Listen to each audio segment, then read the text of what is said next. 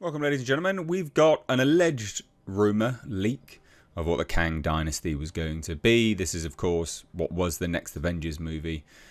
Since it's now been changed because of the whole Jonathan Majors situation. Whether you agree or disagree with that, we're going to breeze over that. And obviously, they've subsequently moved it to Avengers Doomsday, and it's going to be about Doctor Doom. So we've got some leaks surrounding that. I think it's interesting. I think we'll take a look at it just because it's just interesting, quite frankly. They have a perfect way to wrap up Kang anyway, and that's with the TVA and the end of Loki Season 2. So for those that haven't watched Loki Season 2, basically it ended in the perfect way of just wrapping Kang up. Loki sits in the middle of, I guess, everything. He sits on a throne in the middle of everything, holding all of the timelines together. That is his now sacred purpose. Or grand purpose, whatever it is. And then the TVA was going to be running around murdering Kangs as they pop up in all the timelines. And that was going to be it, basically. So there was a way where they could perfectly end the Kang Dynasty just with that. But anyway, shall we take a look and see? This is all rumour at this point in time. We don't know if this is legit. We have no idea and no way to confirm it. But there may be some more leaks further down the line. So let's take a look and we'll look at general reactions to it and see what you guys think. So this was revealed over on Twitter by My Time to Shine. This is a known leaker. Relatively good track record. And they say, what was Avengers the Kang Dynasty supposed to be about? In this film, the TVA began gathering anchor beings from across the multiverse, believing they are... Surely that would just murder... Surely that would destroy their universes. Believing they are the only ones powerful enough to defeat the Council of Kangs. Tobey Maguire and Andrew Garfield were the anchors for their respective realities, whilst Tom Holland's Spider-Man served as the anchor for Earth 616. Now, I think that's interesting. So, Tom Holland is obviously... 616 is the Earth that we have been observing in the Marvel world. But if he's the anchor being there, and no one knows he exists,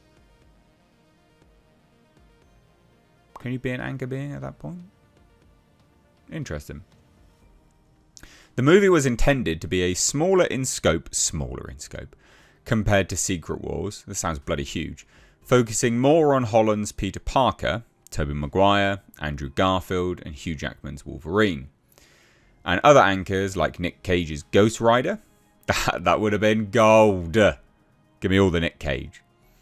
The plan was for all of them to ultimately fail, leading to the collapse of the multiverse and Kang's creation of Battleworld. This would then set the stage for Secret Wars, where other MCU characters and additional multiverse figures would converge on Battleworld. How does that happen if the multiverse has collapsed?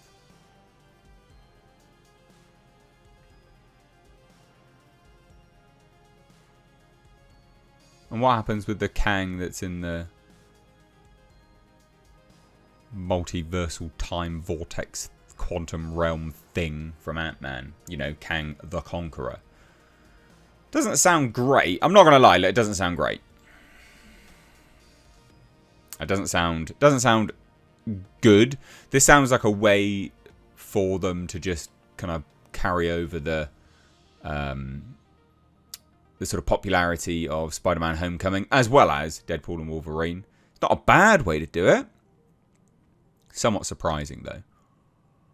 And this whole anchor being nonsense as well. I know it's something which is in the comics, or supposedly something in the comics. I just think it's a bit lame. So let's have a look and see what people thought of this. Are you mad at Marvel for dropping Kang in their storyline? Would you like to see Kang return to the MCU? I do not care about Kang remotely. Pretty boring character, quite frankly. Bleeding Fool, friends of the channel. Meh. Yep. We were robbed!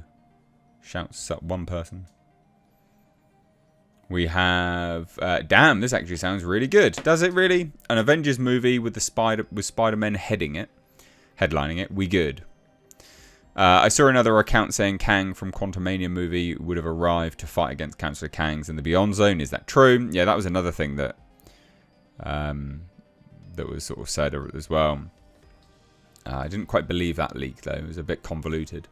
So the TVA, with sight into the multiverse, thought 3 Spider-Man, Wolverine, and Ghost Rider would stand a chance against Kang, when Phoenix, Jean Grey, Scarlet Witch, Doctor Strange, Thor, Professor X, and Captain Marvel exist. Laughable. Yeah, that's true. Wasn't Kang the main villain in the Young Avengers comic? Brilliant. Too bad they went too deep into the comedy and bad writing on Phase 4 and 5, but this sounds exactly like Infinity War. The heroes would lose to have a second chance on the next movie 1 year later. That does say, yeah, that's well spotted. Well spotted. This doesn't make any sense. Ain't Ant-Man was able to defeat a Kang. I mean, that's still quite similar to Doomsday and the comic reason for Battleworld from Secret Wars as the foundation as to why. So I would say it's not going to be so off, since Doom is going to collapse the multiverse and create Battleworld. Yeah, I mean, Doctor Doom will probably win. But I mean, there you go. Like, I don't like the sound of it. It sounds... Yeah, I mean, and also it does just sound like they're wrapping up the same story, but now with Doctor Doom. Which is a bit lazy. A bit lazy. But there you go. What do you guys think of this supposed leak? Because again, we don't know yet. I don't know if we'll ever know. Oh, also, just real quick, just for sort of posterity's sake, I guess, here's the other leak. Resurrection of Kang the Conqueror. His return from out of the Beyond Zone explained from the scrapped Avengers Kang Dynasty by Michael Waldron and Jeff Loveness. So apparently, second coming of Kang. After Kang the Conqueror's fight with Ant-Man, Kang was hurled and shrunk into the multiversal engine core. Kang went subatomic into several different dimensions. Kang ends up exiting out the multiverse. He enters a void that is known as the Beyond Zone. Kang finds himself trapped in the Beyond Zone, and the Beyond Zone is a strange reality surrounded by an extremely strong probability storm. Energy from the probability storm gives him the ability to create multiplicity of himself. Clones, similar to what Ant-Man experienced, Kang's clones begin to multiply rapidly. The clones try to take superiority over one another, and Kang is left fighting them and trying to regain control of his clones along with his mind. Didn't think they were actual clones, but okay.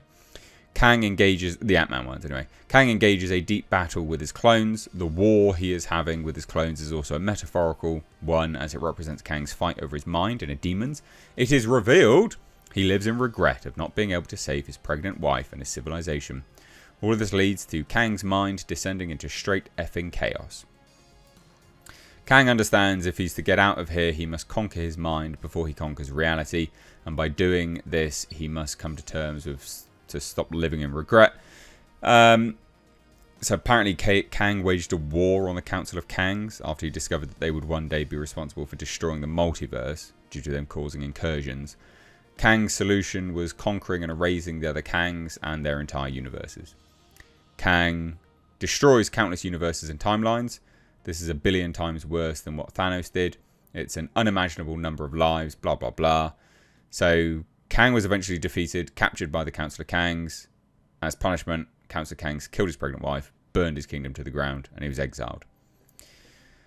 So apparently Kang accepts the reality of his situation, but he understands that there is no other choice, committed these unspeakable atrocities, and he would do it all over again, blah, blah, blah.